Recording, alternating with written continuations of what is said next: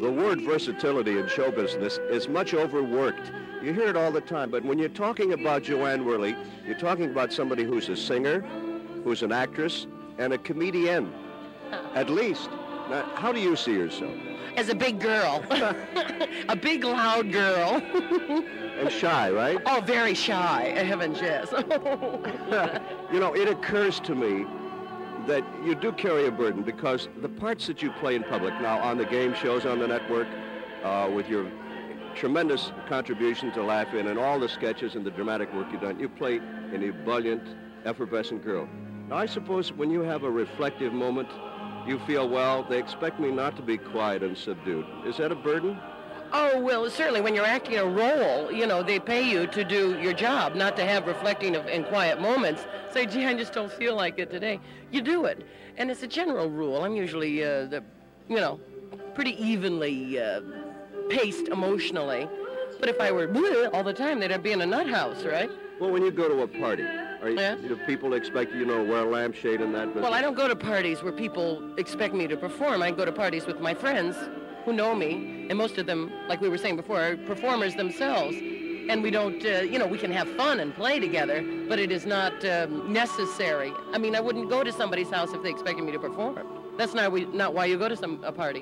When you were in Louisville, you performed with McLean Stevenson from MASH, whom you know, who's also an actor and comedian. Now, he said very frankly on our show, on this very program, he said, I have to be liked by people. He says, I'll tell you, he says, I need that very much. He says, I don't know whether it's because he went through analysis, which he also admitted to, but he said, I require that very much. I want you to like me.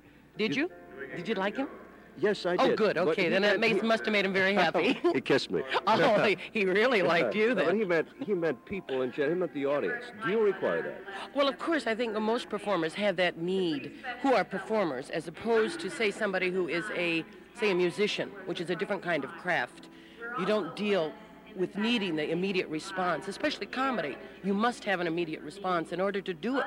Well, while if you're doing drama or something, and like you say, if he was in analysis, that's why he realizes he needed. But I think that it is all based on a need to be liked, to be wanted, to get approval. That's what applause is. Your comparison with a musician was very interesting. Arnie Lawrence, the virtuoso saxophonist who was here recently, I asked him about audiences, and he said, well, I don't really know. He says, because I close my eyes when I play. Or you take Miles Davis, who almost turns his back on the audience. Yeah. Musicians, apparently, or many musicians, don't need those vibes from across the footlights. They play for themselves. It's their own challenge to themselves. And that's nice. That's just a different form of art. What's the worst job you ever had in show business? In show business? Oh, well, my very first time on stage, in my very first play, I played a sailor in Mr. Roberts. I thought that was pretty bad. Drew on a beard and wore a big Mae West and everything. Why? Well, I didn't say lines. I was an apprentice in summer stock. And Mr. Roberts, of course, is all men except for one nurse. And I was a lowly apprentice, and they needed to fill out, some sailors standing around on deck or something, so I was a sailor. That wasn't a lot of fun. I don't want to curry favor with you, JoAnne, and curry away. I've known you about an hour now, but when I see you on the tube, I think to myself, I like that girl. I find myself, my smile lines forming, and you look to me as though you would be, a good conversation companion, that you're an up-tempo person. Are you generally cheery? Yeah, most of the time, unless, of course, I'm depressed, as everybody gets from time to time. Oh, I'm sure you told the same thing to McLean, didn't you? No wonder he kissed you. You devil, you. Going around currying everybody. I just like show people very much. Oh, that's because you're in showbiz. Well, I think they're very interesting. You're very interesting people. Thank you, darling. Because, you travel. Yesterday you were in the coast. Right. Today you're in Kentucky. You were here in Carnival. Right, in this very theater, as a matter of fact. Memorial, from where we're speaking. Tomorrow you'll be back in L.A. And then the next week I'll be in Philly. Then the next week in New York. Because I'm doing some summer stock. And not only that, Paul Desmond of the Dave Brubeck Quartet said once, when they asked him about going on the road, he says, what I like about it, he says, is one day, he says, you're eating cheese crackers in a railroad terminal and there's nobody around. The next day, you're in a posh place and you're eating caviar. He says, that's what I like. Yeah. Well, change is always fun, isn't it? Yes, and that's why I think if you're a success in show business, that is, if you're not only playing the club bimbo, you know. Yeah, I did that too. That you're playing fun. What's the weirdest role you've ever played? Weirdest role? I don't know if it was really weird, but a difficult thing that I did before I'd even studied voices, I was Caddyshaw in The Mikado.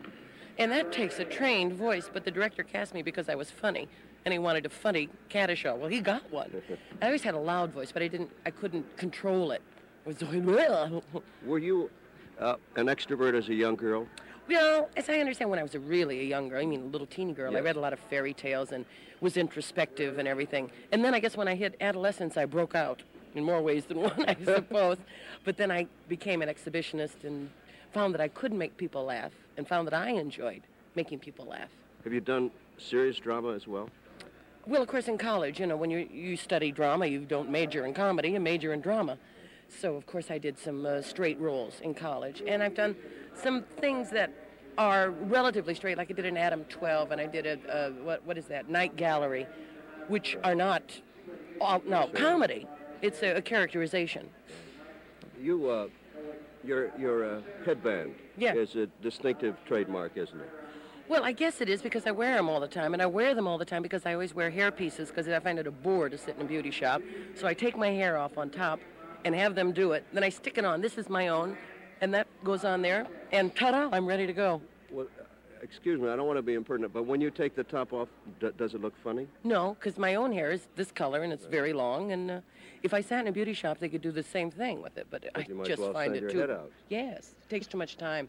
I don't have the time. You come over on the tube, as I said, not only ebullient and enthusiastic, but larger than life. Your smile, it covers the whole screen. Your dimple is bigger than anything. Your voice, your laugh is overwhelming. I was raised on a farm. Maybe that's why. Were you really? Yeah, farm, Indiana. As a matter of fact, Lowell, Indiana. It's up near Gary and Hammond. And I guess, you know, when you're on a farm, you don't hear a lot of quiet because there aren't their neighbors around. So you can be loud and carry on. You can't call the pigs softly. I want to hear a little bit more of the laugh. Oh, you sweet darling. I'm saving. No, I don't know. People on the street come and say, oh, do your laugh for me. No, you just don't.